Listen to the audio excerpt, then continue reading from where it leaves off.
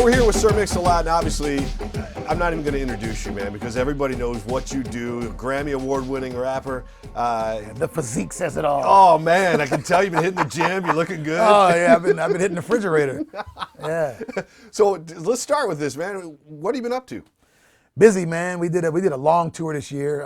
MC Hammer had a long tour. He asked me to be on it, and I said, "You don't turn Hammer down." I went out and did it, and man, we were all over the place. And I mean, like hopscotch, just driving from one spot to another spot to another spot. Then we'd give him weekends, and then say on a Thursday or a Monday, especially if it was a holiday or something like that, we would knock out our own shows. So it was a combo of big giant arenas and then 1,000-seat clubs. Do you prefer the smaller ones sometimes? I like small venues. They don't pay as much, so you got to do the arena sometime. But just to be touching fans, I go out in the crowd and do songs all the time. That's the thing about not being a sex symbol. Is that you can just walk right out in the crowd and everybody's like, "Hey, it's Mix-a-Lot." No, I'm not interested in touching. Just, you know what I mean? So, yeah, I prefer the small clubs. I do, especially local.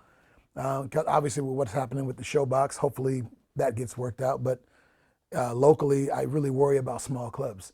So that's why I'll play Jazz Bones. There's one up in Bellingham I play that I play every year. And it's only because I want them to stay open. Because, where are they going to find the next Macklemore or the next Mix-a-Lot or whatever? They got to have somewhere to play, somewhere to polish the chops. Yeah, I can tell you're passionate about that, aren't you? Yeah, definitely, man, definitely. Funny because there's aspects of touring that every artist hate, but they'll never say they hate being on the stage.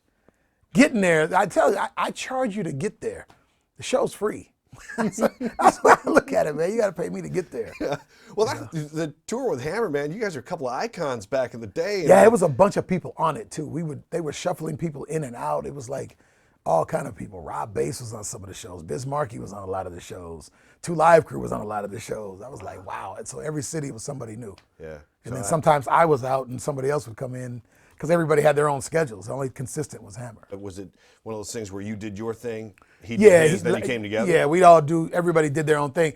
I didn't know until the last date that he was bringing people back out on the stage. So I wasn't there not one night, and I hope he didn't think I shunned him. I had no idea they were doing it. I'm like, Hammer, I'll call you out. I'll be out there. I can't dance, but I would come out there. But it was a lot of fun. You could perform, man. I mean, as Baby Got Back, like the last one you do every time?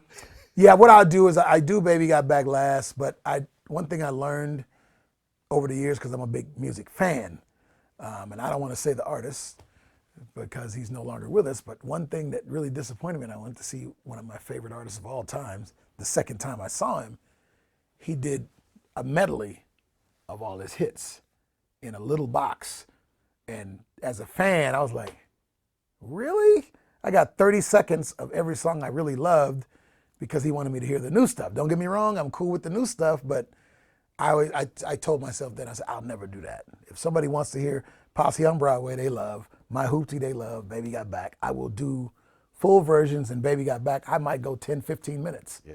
It's up to the crowd. Well, listen, man, I mean, I've been to concerts where they do that, and you look at the person you're with and you're like, what are they doing, man? Yeah, I spent money to come in and, I mean, you'll accept the new stuff, but come on, man, you don't do abbreviated versions of your biggest songs. That's not a good look. Baby Got Back is probably the biggest topic when people sit down with you. So I don't want to spend a lot of time on it because I know it's probably going to, we're hammering this and you've been hammering over it. But you don't mind talking about it, do you? Because it was such a cool song and it still is. Yeah, you know what, man? Every artist you meet, when they start, guess what they're praying for? A hit. Then they get the hit. Oh, I get tired of talking about I'm bigger than that. Shut up. I mean, I got a wall full of awards because of that song and one other in Posse on Broadway. What do you not want to talk about it? You crazy? So I always have to remember where I came from when I start whining and sniveling about not talking about a song that probably sold over 10 million records. We stopped counting in '93. Yeah. I mean, but come on. Really? Where'd Baby Got Back come from? Baby Got Back, it's kind of weird because the song was going to be, first of all, it was going to be slow paced. It was going to be serious. And it was a song basically, let's kind of rewind and go back to say like '89.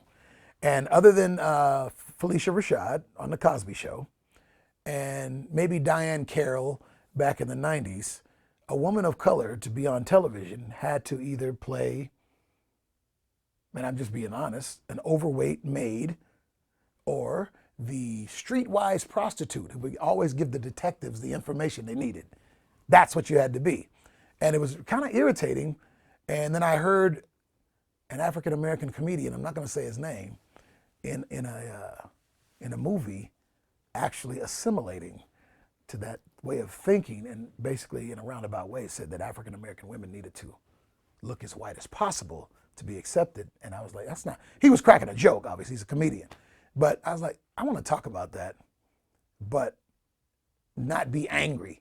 Because I'm not angry at Hollywood, but it's just a little education. So I said, how do I was going to do it and be serious. And everybody's like, dude, this is too dark.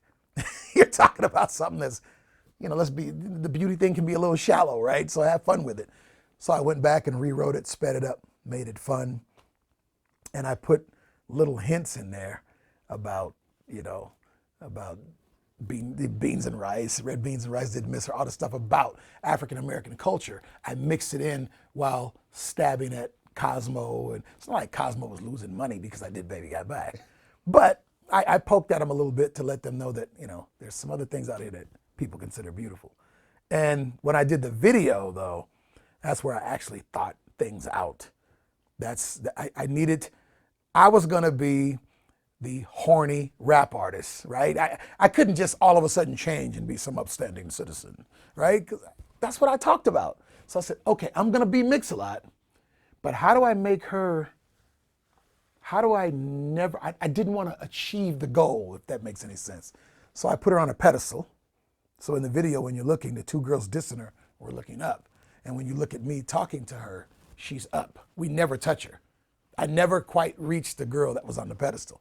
I needed her to be above everything in that video. So, and then we took shots at Cosmo in there where we had a girl that was an actual model, like 6 feet tall and just gorgeous. But, you know, of course, she was snubbing her nose at all the girls I was picking out. And a lot of people still didn't get it. And then the video was banned. And Rick Rubin goes, I think they got it. I thought my career was over when they banned the video. I ain't gonna lie to you, man. But it exploded. It got bigger. And Heidi Robinson, that's her last name. I forgot her name earlier. Heidi Robinson was doing publicity for a deaf American who put the song out. And I never will forget what she said. She said, you, my friend, are now Elvis Presley, and you shook your leg one too many times on the Ed Sullivan Show. It took me a minute. I get off the phone, I'm like, oh, I'm the forbidden fruit. And it worked. Then Arsenio called me on. And by that time, it was really getting out of control. We had this big, of course, it was kind of stupid. We had this big inflatable butt on top of Tower Records on Sunset Boulevard. And it got shot down. Really? Yeah, it got shot down by some women activists. And quite frankly, yeah, they should have shot it down. I didn't realize that then. You know, I'm 26, 27 years old. But yeah, that was a tacky move. So I probably deserved that one, but it got some attention. We brought the butt back, patched up. And I remember Arsenio saying it looked like it had butt acne. You know, it had the Band-Aid on it. But that song, man, people want me to say, you know, oh man, I'm sick of it. But I'm not. That'd be a lie. I'm not sick of it. And yeah, I have other hits, but okay, so what? Everybody has a biggest hit. You know, I mean, yeah, Michael Jackson had Thriller, but he had a whole bunch of albums that did really well, just weren't quite, you know, Beatles, Let It Be. You can always find the giant song for one artist. Yeah, but Mac Daddy, that CD in '92 came out. Yeah. And to me, like that at all. The thing about Mac Daddy, most people outside of Seattle think that was my first record. But on a local company, Nasty Mix, which was basically an idea of Ed Locke, myself, and Nasty Ness Rodriguez, who was then on 1250 K-Fox, we came up with this idea for a label, and we did this song called Square Dance Rap that sold about 50,000 copies. And then we did Posse on Broadway and sold over 1 million. Local, you know, independent label, local. And then we did a second album that went over platinum, about 800,000, then it finally creeped over platinum. And then I signed with a major. So it's kind of weird that people don't realize, they think all those songs happened under Rick Rubin, and they didn't. Yeah, but you signed with a major, and you brought that to the table, man. Yeah, They had to be extremely pleased. Yeah, I mean, it's kind of weird because I didn't hear Baby Got Back as a hit. I'm glad to say I was wrong. Baby Got Back is on I think, hundreds of soundtracks, man. Yeah. I mean, if you just look and research it, it's everywhere. Movies, shows. Yeah. You know, and did you ever think at that point, like? No. You know, my manager early on, Ricardo, knock on wood if I can find some. There's some. Yeah. So Ricardo, he was adamant about publishing. He said, dude, you got to get your publishing straight before we put this record out. I'm like, who cares about, at the time, people weren't really licensing rap songs, right? So I'm thinking, what do we need this for? And thank God he made sure I got that squared up. Yeah, so every time someone uses it, yeah, in any shape or form, right, you're getting something off. Yeah, we get something off of it, and we can license it. Sometimes we do it cheap. It depends on the project. We had a project that was really, it was kind of a well thought out video about body shaming.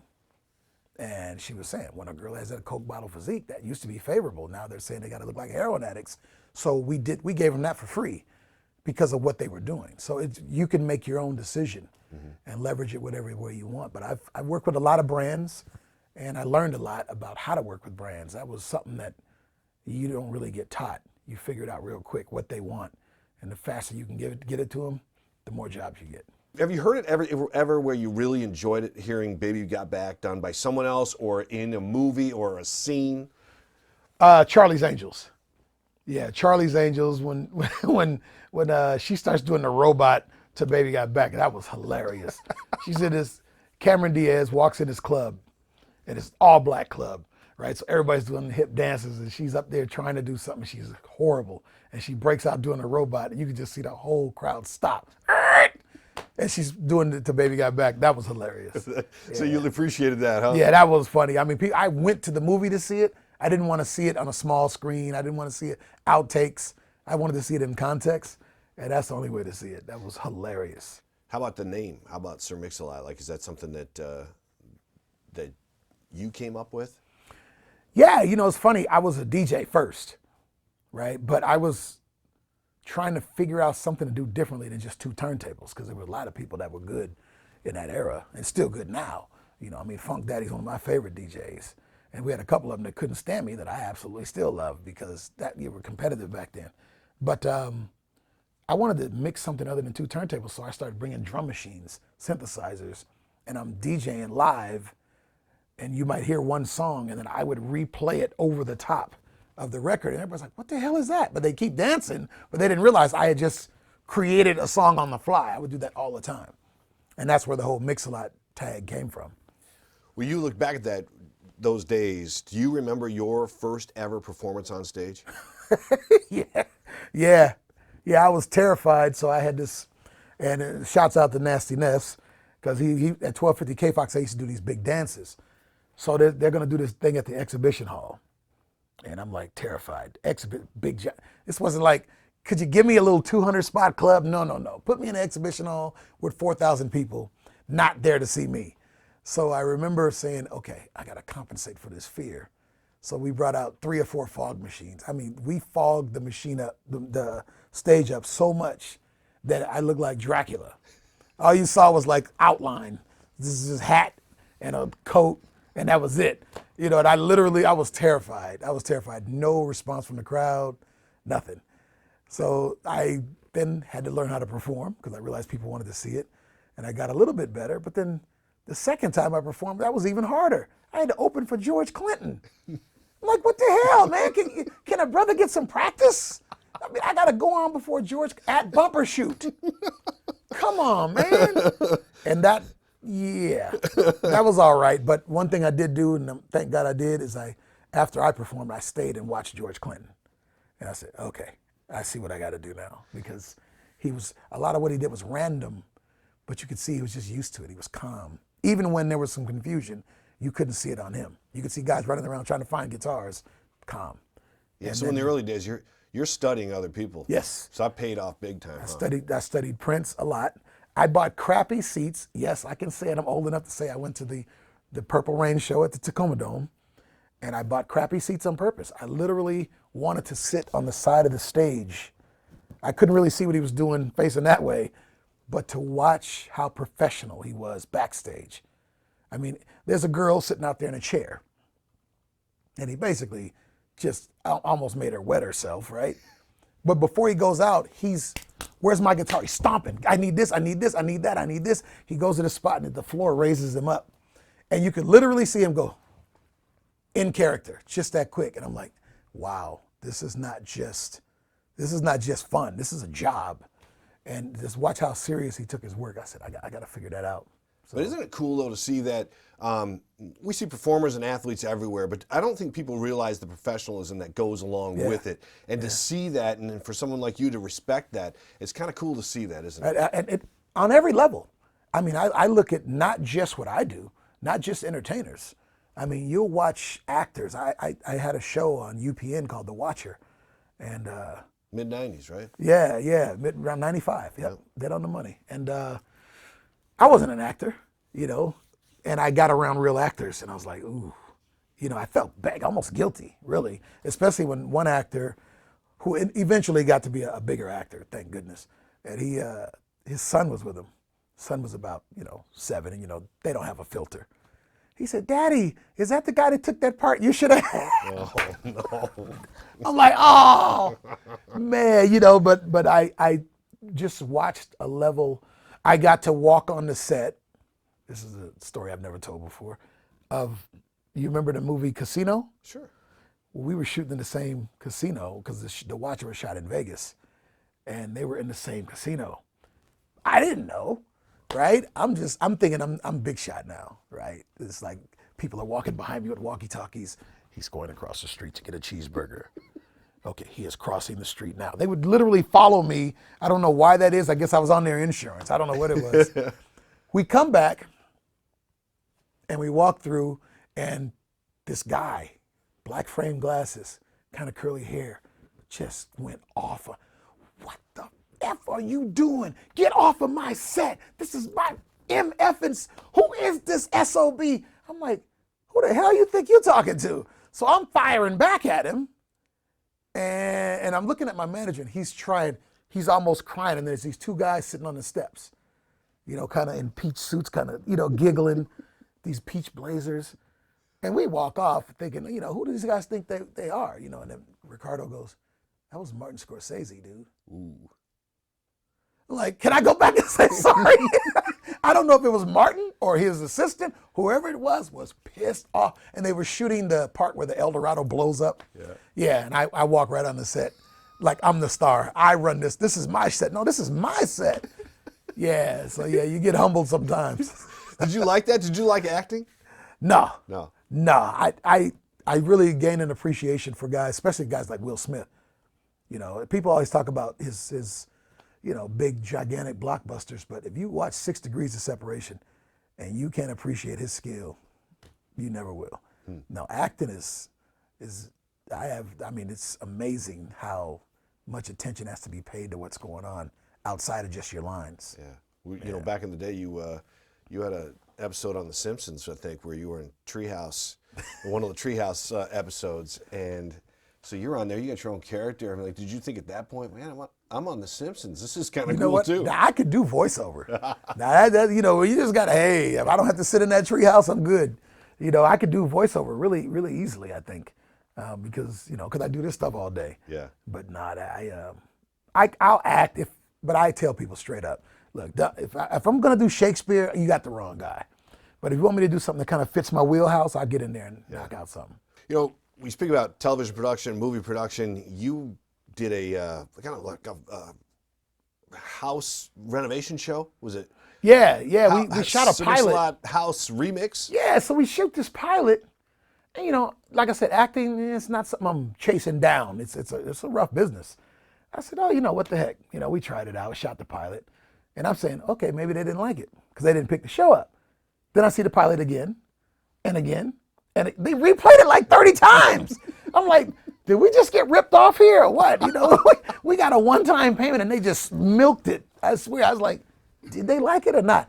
But in retrospect, I'm kind of glad it didn't happen because this is my first love, this stuff. And I knew, I said, the acting thing, at some point in your career, you realize, okay, the money may be good, but am I happy? Yeah. And it's not that I hate acting, it just wasn't not my first love. you love music, obviously, but being a DJ and having a regular gig, maybe a morning gig like you had on 103.7, it's like just wasn't quite fitting what you wanted to do, was it? Well, the radio, I think I kind of underestimated what I was getting into. Not that it was hard to do. You know, I can come up with stuff off the top of my head all the time. Give me a subject, I can talk about it. But there are a lot of higher ups, and you got to really be careful where you walk, what you say, and all that stuff, because you're representing. It wasn't just me representing Mix-a-Lot. I wasn't the brand. You know, you had Intercom and CBS, and it goes up. You know, so you have to. It took Eric Powers had to come in and no, don't say that. It's like, oh, I can't say that either. So after a while, I got the list down packed, and then Bree came up from California and joined me on the show, and that really helped because she was professional.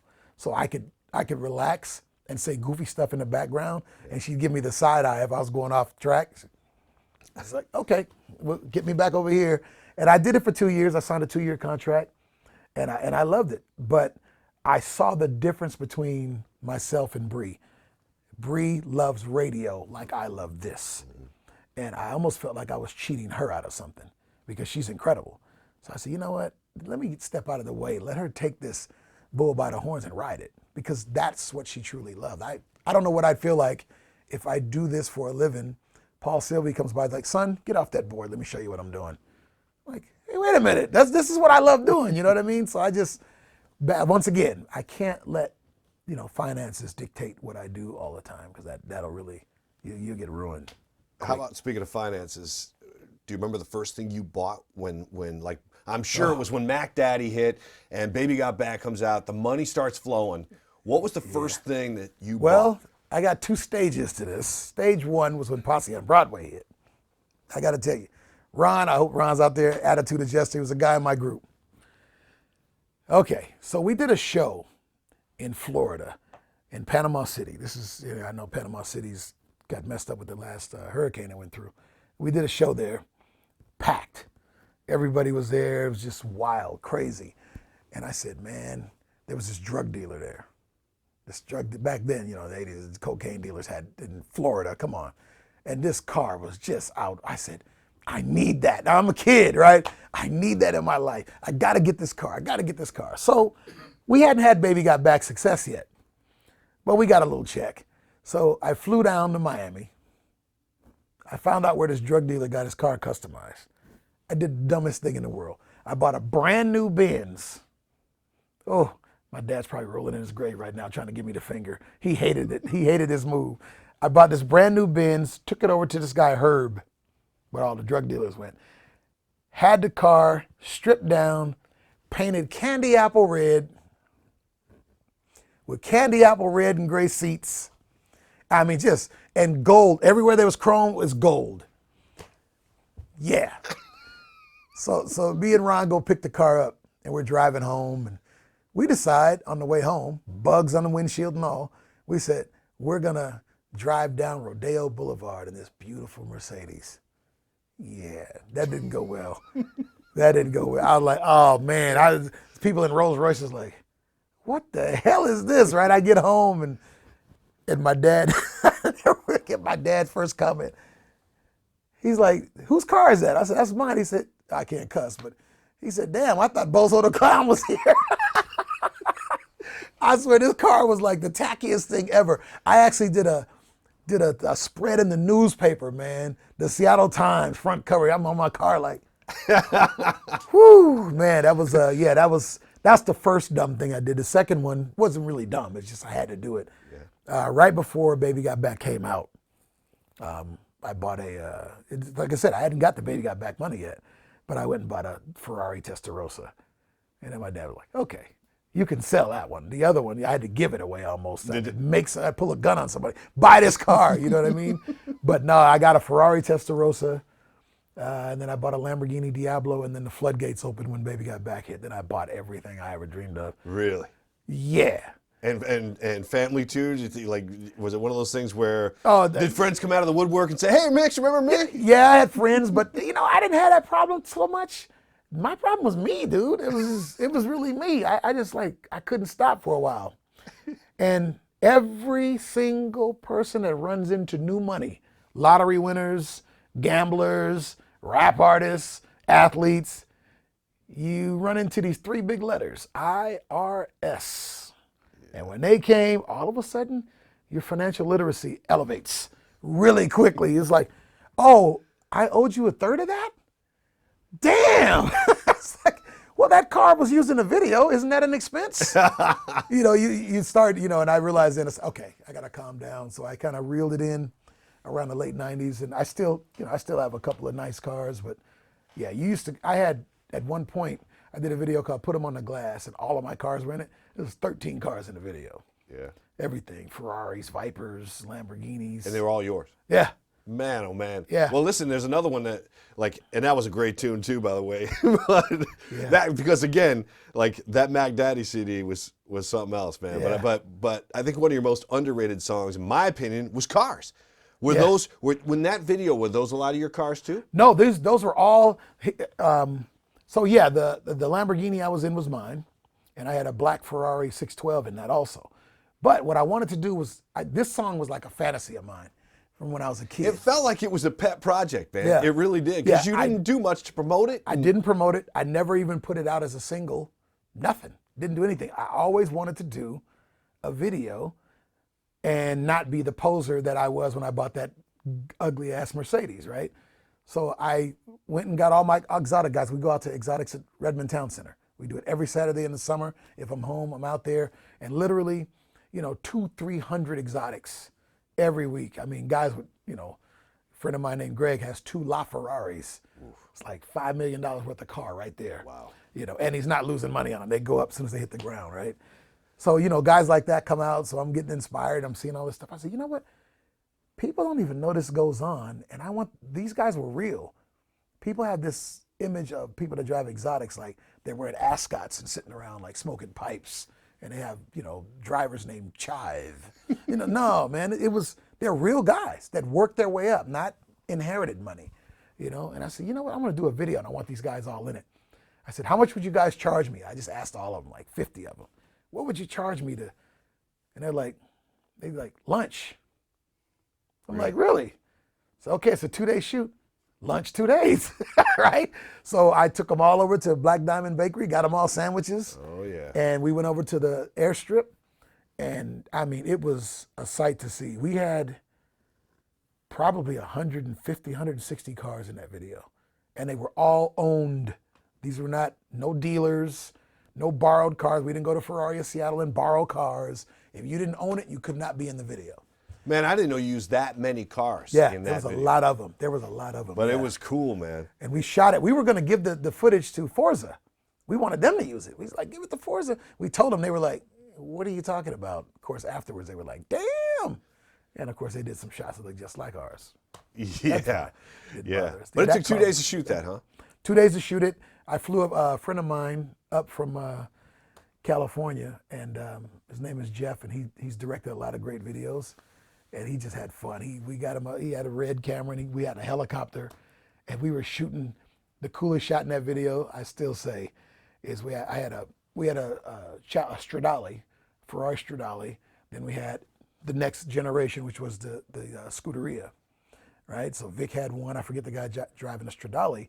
So then this guy comes up, like 75 years old, and he goes, I have the winged version of these cars. I'm like, what the hell is he talking about? And he opens his hangar. I'm like, oh my, it was this Italian vintage plane that was painted the same red. And I said, we got to figure something out. So we had to do about 4 passes, and we timed it. There's a slow-mo shot where everything's kind of moving. You got 2 Ferraris in the plane, and they kind of freeze. And it is the most beautiful shot I've ever done in a video, or had done, I should say. And of course, when the guy was doing donuts around my hat, that was cool too. Yeah, man. Yeah. If you have not seen that video, yeah. It's Cars, C-A-R-Z. Yeah. But again, it was, I think it's one of your most underrated bands. Yeah, and it's a nod to Gary Newman. It's a big Gary cool. Newman. Yeah, Gary Newman Cars. But obviously, you take his music, you get sued. So I said, well, let me do something similar to. That's interesting you say that, because growing up, man, I thought Gary Newman, when he first came out, there was some cool stuff. That guy's lyrics, some of his lyrics are oh my goodness. I mean, I sit there and write them down like, what the hell is he talking about? He's talking about one of his songs, and I know I'm getting off subject here, where he's walking in some room full of people. That's all I got from it, because his stuff is very vague, very off a little bit. And he's talking about somebody looking at him, and his line was, you could feel them thinking over ways of merging with the thoughts I'd never dare to dream. It took me a minute to go, damn, man. I mean, one sentence and I felt like I went to school.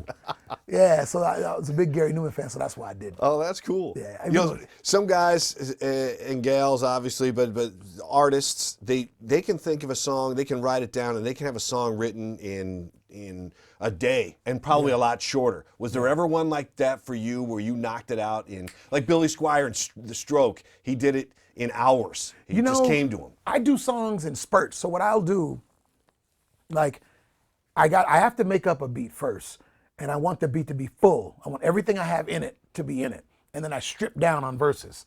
So probably the fastest song I ever produced, because I didn't have a lot of equipment, was Posse on Broadway. Because literally, we were driving down Broadway, and the idea just came to me. I was like, we could talk about dicks, we could talk about this, we could talk about that. You know, let's talk about the hamburgers. And it just came almost before I got home and written itself. See, I find that interesting, because guys like you with that kind of talent, sometimes it does just come to you, huh? Yeah, and a lot of times I do something that I thought I was the only one that did it, but I'm not, where I babble syllables in my phone. I mean, I can pull out my phone right now and I have like probably 10 stuff. They're not songs. It's literally me mouthing something. And all I mouth is the syllables. You know, so when I have a song called Papi Grande that's kind of a weird song that I'm double time rapping, but it's almost like I'm singing. And I just made up this thing on the phone. I'm like, then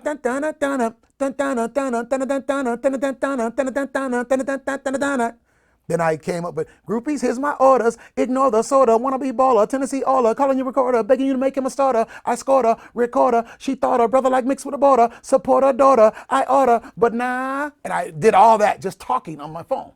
And I just fill the words in on the syllables, and stuff like that. And it's kind of weird, because that style of rap, people don't want to hear me do, but they like that style of rap. But they want me to kind of stay real simple. So I always have to give them something simple. But just when they go, that's all he can do, and then I'll shift gears, especially live on stage. And you can see people going, like WTF all over the room, like, we didn't know he could do this. And then they start getting into it a little bit. But I never forget what songs people like. Artists do that way too much, where they kind of forget that people actually like this song. Don't push it to the side, because you know you can do better than that. Chad Smith, drummer for Red Hot Chili Peppers. We're in the same classroom in high school, and he's always drumming on the table. And That's he drove me. the teacher nuts. That is me. So that's you. Dude, let me tell you something. I wish I could find something around here to beat on, but I'd have to turn my back on. I would take a table, and anybody that plays drums knows, James Brown, Cole Sweat, Clyde Stubblefield playing drums, that's hard to do, man. And I would take a table. I don't know if this thing will get some of this stuff out of the way. I'm glad that you brought that up, because I'm telling you, man, I used to take it, and it's not going to sound right on this because it vibrates too much, but I literally, because most people, the beats are kind of like, I fall asleep doing that. But James Brown had this sporadic,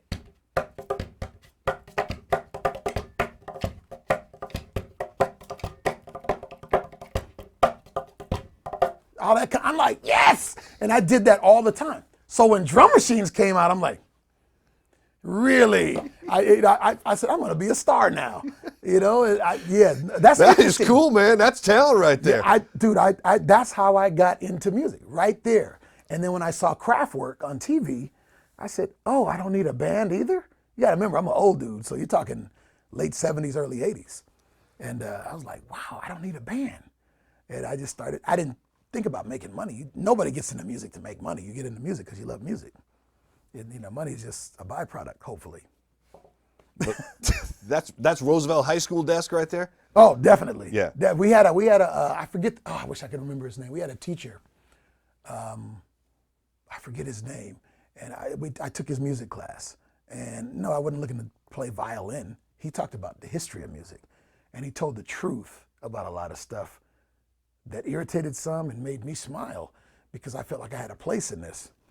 We were talking about, he was talking about who's the greatest of all time. Keep in mind, late 70s, early 80s. You had people kept mentioning Elvis. And he said, yeah, Elvis was a great artist. And then he brought up Elvis's biggest song, Hound Dog. Well, I don't know if that's his biggest, but probably the biggest to me. And he said, did you know that that's not the original version of that song? And I'm like, I didn't know that, right? He's just telling me about Big Mama Thornton. And she was the one that did Hound Dog first. I get home and talk to my mom, who loves blues, and she said, oh, you didn't know that? She said, here, she let me listen to it. And that's when everything soaked in. Because then I started listening to everything from Elvis to Big Mama Thornton to Parliament Funkadelic, Bootsy Collins, James Brown, all that stuff was coming in.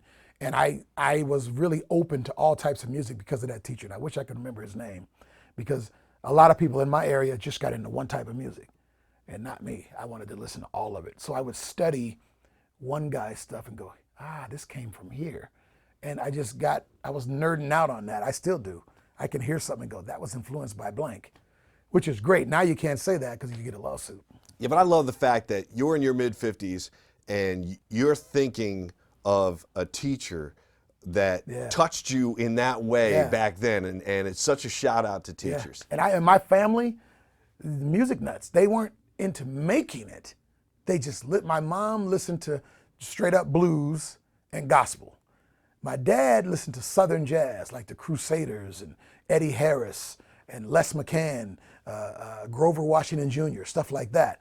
My brother, right, who's 14 years older than me, but my brother, 60s kid.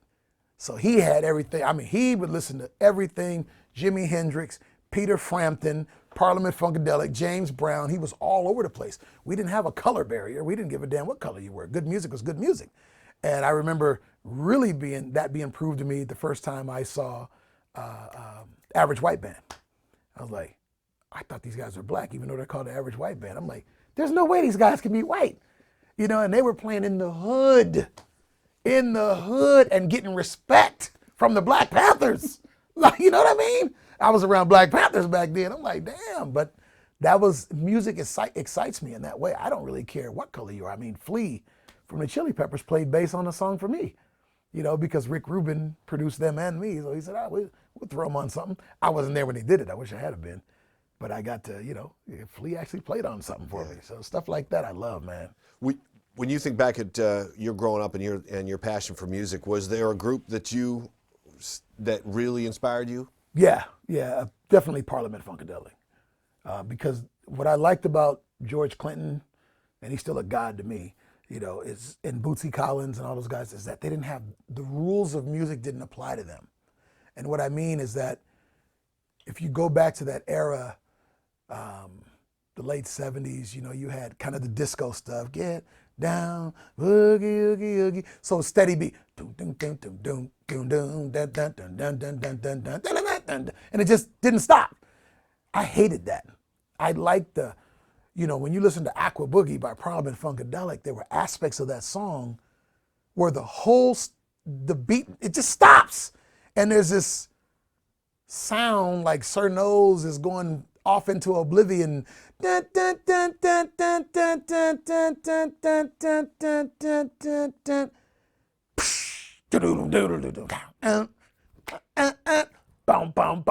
like, oh shit! I mean, oops, I'm cussing.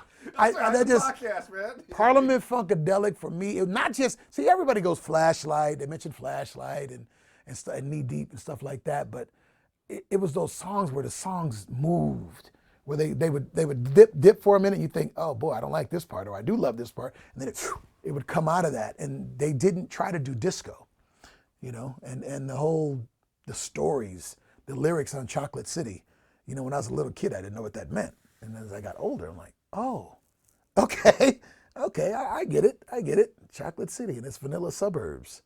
Yeah, it all started to make sense, you know, and I'm like 13 listening to this stuff. And so I would definitely say initially Parliament Funkadelic, and then once again, I like to know where it comes from, and that's how I really got into James Brown. Yeah, I mean, all that. I got so much James Brown right now, it's scary. You know, I bought the 50 greatest hits thing. Everything they put out, I bought it. Yeah. Just about. Until the 80s. Yeah, the Rocky stuff, man. Yeah, but at that point, man, is that just a cash grab? Yeah. But nah, I don't blame James. He got that money, you know, so there's nothing wrong with that, and it's Stallone. So, you know. All right, you bring up boxing. I know you're Seattle through and through, and what about, you know, and you're a sports fan, so you're a huge Sonics fan. Yes. When you look back at those days in the NBA, how much fun was it for you? Like, oh, man, I had a ball. I had season tickets. Fortunately to say, I finally, right when I started to climb, I got some season tickets, man, and I'm talking about the George Karl years now. But I remember I was at the parade. Lenny Wilkins, I was there. I remember, you know, I met guys like Lonnie Shelton, Fred Brown, Dennis Johnson, Jack Sigma, you know, all these guys, man. John Johnson was probably the most underestimated guy on that team as far as passing and setting people up. But, you know, and it meant everything to me. Seattle was, you got to remember, Seattle was a lot smaller in the 70s. And, you know, people don't realize we went to the championship game with championship series twice in a row. And I think the first year the Bullets got us, second year we got the Bullets. And it meant everything to me, man. I mean, it was a holiday. I remember I was young, man. I climbed up on top of one of those lampposts and just got to see all these people coming down the street, man. I never will forget that. And I've been a Sonic fan ever since. As a matter of fact, when I perform live, I throw out a theory that I have about the Sonics coming back. I've been throwing it around for a long time, and I think it was gonna happen. And then Kawhi decided to go to the Clippers. And I'm like, it ain't gonna happen. Because I always say this. I say, look, you guys, who owns the Clippers? Ballmer. Ballmer's a Microsoft guy, Seattle guy. That's where his heart has to be, right? So my theory was that the Clippers were going to, and they still are actually, which is weird, we're going to be the bastard child of Los Angeles because they only like the Lakers. Now, so Ice Cube comes to town, and me and Ice Cube were on the radio, and he said, you can have them. I'm like, there's my ambassador right there. Right? So my theory was that Ballmer was going to want a new building. They weren't going to give him a new building, and he would move him to Seattle, and we'd give him a new building. But when Kawhi went there, I said, no, Kawhi is not going to live in Seattle. His mind was made up, which ticked me off because I want the Sonics back so bad, really do. But the Seahawks kind of, you got to remember, you know what I'm talking about, man. You go back to the early years of the Seahawks, man. Oh God, oh man, that was brutal, man. Yeah, like 2-14. Yeah, playing in a concrete dome and just getting slaughtered, man. It was like playing, you know, a high school team when people came here. You're into the sports in this town. Yeah, definitely, man. Definitely. I was like I said, obviously the Sonics were first for me because I came along in an era where they won. So I was like, wow. And then they kind of went on a dip and then they came back. But I remember, you know, the Chuck Knox Seahawks. Yeah. They weren't bad, you know, kind of ground and pound kind of team. And then we kind of, you know, then I obviously Holmgren and stuff like that. And I do remember the Lenny Wilkins era, but that George Karl era, that's when I was grown man. So I could really understand. I got here in '93, and I really never appreciated basketball that much, and NBA for sure. Yeah. But watching Gary and Sean, and the way they hook up on those alley-oops made me an instant fan. And you know, I say this, and I don't want to make excuses, but this is the truth. You know those 2 years when Jordan was out, and we got bumped by the really bad Lakers team with Nick Van Exel, and we got bumped by the Denver Nuggets. I never will forget Mutombo. Oh man, that pissed me off. So think about this. You remember who won in those 2 years? Yeah. Houston Rockets. Right. What team did we sweep in every single game we played them in those 2 years? Houston Rockets. The Houston Rockets did not beat us in that 2 year period. Not that I remember. If we could have just got out of the first round, we would have 2 more rings. Yeah. I really believe that. I really believe that because we were beating the hell out of those guys, man. And we just, I think, went to sleep in the first round. Yeah, that was an opportunity for sure. And those are those five game rounds, right? Yeah, back in the day. Yeah, best out of 5. Oh, man, that pissed me off. Yeah. Woo. Did you have a favorite Sonic? Well, I can go by era. So in the first era, which was, I had to say Gus Williams. Gus Williams, we kind of forgot about him because he went off to Washington and he did his thing. And he kind of wasn't a Seattle guy, didn't stay here. But Man, I love Fred Brown. But Gus Williams, man, his game was just, he had that weird jumper where he rose and his hands were way up here. It was all wrist, none of this. He just, whap. I was like, oh my goodness, this dude is just, whoo. And of course, Fred Brown. Fred Brown was a favorite too, man. And that team, and Lonnie Shelton was the thing I'm glad when we added him and he started knocking people down, I'm like, that's what we needed right there. We needed the Anthony Mason type guy, just pow, hitting. I just loved it, man. And that team was incredible to watch, especially, this is while Kareem Abdul-Jabbar was still in the league. Think about that. And we got in there, but after that, Magic came in. And, yeah. Yeah, but then you go to the new era there where you have George, and then he's running GP, Rain Man, Nate. Yeah. So many good guys on that team. Yeah, too. that team. And what I noticed, because I had floor seats, and I would always, you talk to the players. You could say stuff. And I remember the way they talked. It wasn't like, you usually hear a coach and he's yelling, and half the guys are kind of like, thinking about going home. No, they were into it. And they were giving him feedback, giving George feedback. And he's, Gary, what are you seeing? And I'm like, that is a team. And Gary's like, no, what's happening is here. They're setting picks right here and blah, blah, blah. And you could just see the camaraderie between them. And it's almost like everybody was a coach. And it was fun to watch those guys, man. I remember being on the floor. I was on the floor that day when Sean Kemp and Charles Barkley almost got in a fight. He kept yanking Sean Kemp's shirt and trying to bait him. Oh, man, I said, Sean wants to knock his ass out. You can see it. Sean was like, they told the ref, hey, man, get this dude off of me, But it worked. That night, Charles got him out of the game. So, but that team was fun to watch, man. Fun to watch. Just and you had courtside seats? Like there were times where, did you have any interaction with players? Yeah, with Gary. Gary was hella cool. We did a little TV show for Fox Sports once, and I went out and talked to him at his house, and I didn't even talk basketball. First thing I did, I don't care where you're at, I don't care how rich you are, you got ghetto grease in the house. And he knew what I meant when I ghetto grease. You know that grease you use in that chicken, and you save it because it's seasoned up, and you use it in the next batch of chicken? That kind of stuff. We talked about a lot of that, but I remember one thing in particular. It wasn't me, it was my buddy Ron, who used to go to all the games with me. I remember we were playing, I think it was Houston, and Gary was backing a guy down. He's on the baseline. We're sitting right there. And I don't know if it was Kenny Smith. I don't know who it was. But somebody was coming around the back end to strip him. And Ron said, watch your back. That's all we did. That's all I got to tell. And then Gary said, and then he got it, and they ended up getting fouled or something and shot a couple free throws. And he looked at Ron and said, right on.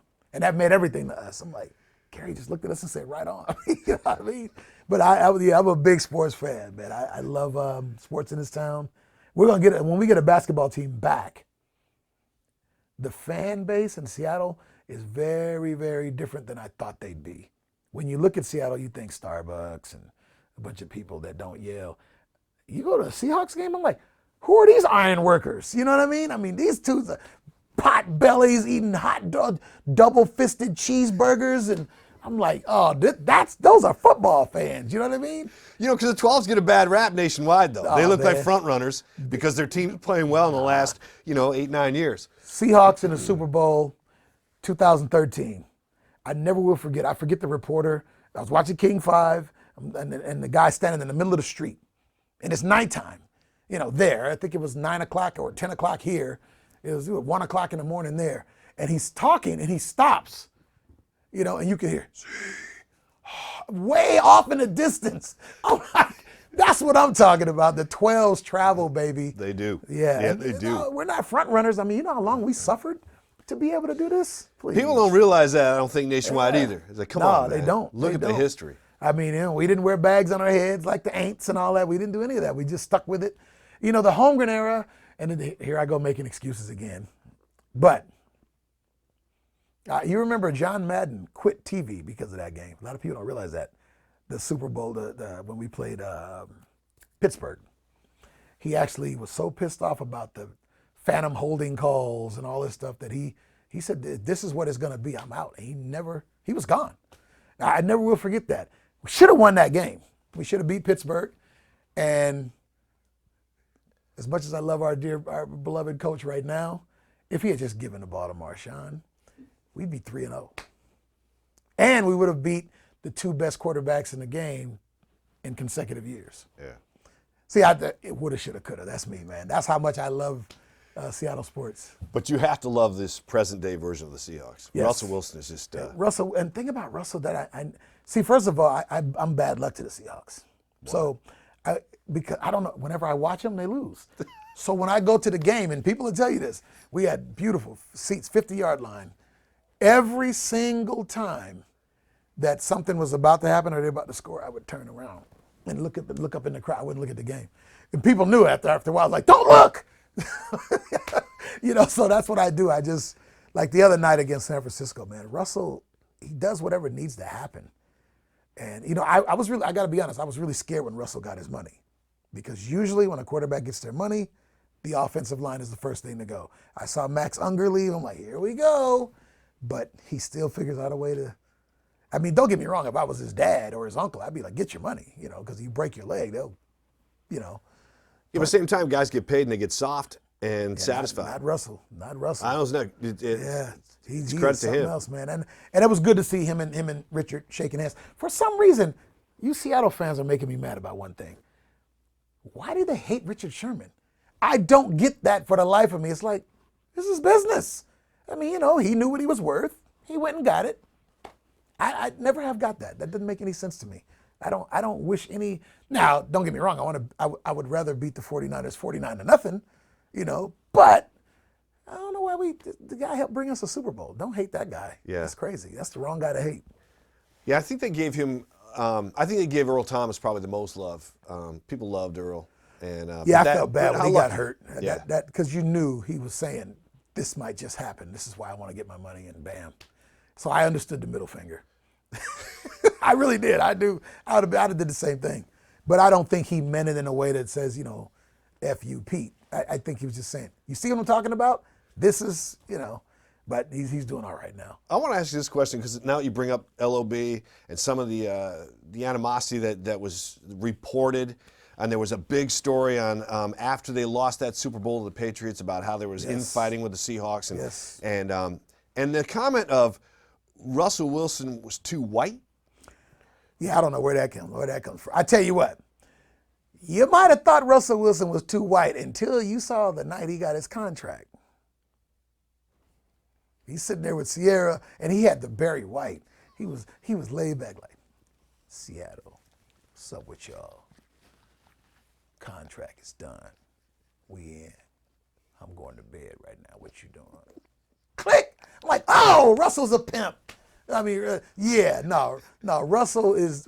I love Russell Wilson because he's a competitor, and you can tell. Like when he talks, it sounds like they're just canned answers. Programmed. Yep. But when you watch his face, he means it. So when people say, "Well, get out there, we're going to work hard," they say that, and then they go out there and fall asleep. No, Russell means that. And you can see it in his face. He means it. He's like, I am going to win this game. And when he doesn't, he's like, okay, I'm going to win the next one. And he actually means it. And where some people say it, it's like, come on, man. It's a canned answer. No, I love the guy. I did a show with Ciara out there, and they're like this. You could just see it. You did a show, like, perform with her? Yeah, at the Puyallup Fair. Yeah. Yeah. She got a good show, too. I was like, damn, go ahead, girl. Yeah. So like that's what Russell needed. Good woman, now look, MVP. See what I mean? That's all it takes. That's all it takes. But you're right, though. Like, he sometimes comes across as the dorky dad, the motivational speaker, and then the corny guy on social. But at the same time, man, when he hits the field, he's a different animal. Yeah, he's a beast. And if you hit him, this is when see all that stuff, when guys talk tough and then they get hit and sit there and whine, yeah, that tough stuff doesn't matter so much when you get slapped in the head by Aaron Donald or somebody, right? But man, Russell gets up. Good hit, baby. Let's do this. And that's a football player, man. And it's like he wasn't supposed to make it. What is he? 5'10"? He's as short as me. You know what I mean? But a beast. And watching him and Jackson right now fighting for this MVP thing, I could watch them play against each other every day. It's just incredible to watch. And Lamar Jackson, he's no joke. I mean, you give him a couple years and he's getting that arm and he's getting that touch. And Russell, the thing he's doing now that I didn't see 3 or 4 years ago is he's running forward and he stops and it's almost like a basketball shot. He's done that like 4 or 5 times already this year. I'm like, it almost doesn't look right. He'll stop it, and it's right in pocket. Yeah. I forget the guy. I don't even know the guy he threw the touchdown to. Hollister the other night? Yeah. It's just like, it was the perfect touch. Yeah, man. So you do you watch football a lot on Sundays? Like, are you? Yeah. Or do you record Seahawks? Like, how do you handle it? Because if I didn't do what I was doing, I'd be parked in front of that set on Sunday. I got NFL Sunday ticket, and I have a tendency to scroll through the matchups. And it's funny thing. No matter what game I watch, I always root for somebody. Even if I don't have a dog in the hunt, I just like lately I've been rooting for the Steelers because with all the stuff that team went through. You got to go, okay, not against us, of course. I want to beat them by 30 or 40 points, and that's about it. We'll let off the gas. But it's just, to see what that coach went through, and he kept his mouth shut, kept his head down, and he's got a team that wasn't supposed to win a game after Antonio Brown leaves, and he tried to really punk Juju Smith-Schuster, but didn't work. Yeah. Those guys are still playing. I like stuff like that. So I find little subplots, and I watch various games based on that. And I might be a player that makes me watch, but no, I love watching football. The only thing I hate about NFL football is injuries. I want to see the best guys on the field all the time, but that's part of the game, though. Yeah. There's too much of that.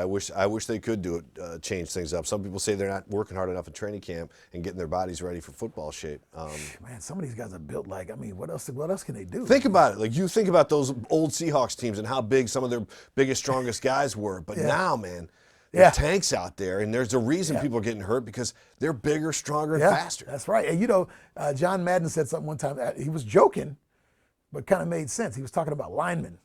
And I used to draw the circle around a guy. He said, see this guy here with this big old gut? He said, the reason that guy's always on the field because you can't pull fat. So you can pull a muscle. Ain't no such thing as a pulled fat muscle. And, and I never will forget that, but there's some truth to that. But what you said, I think, is more accurate, is that you're dealing with guys who are not 300-pound fat guys.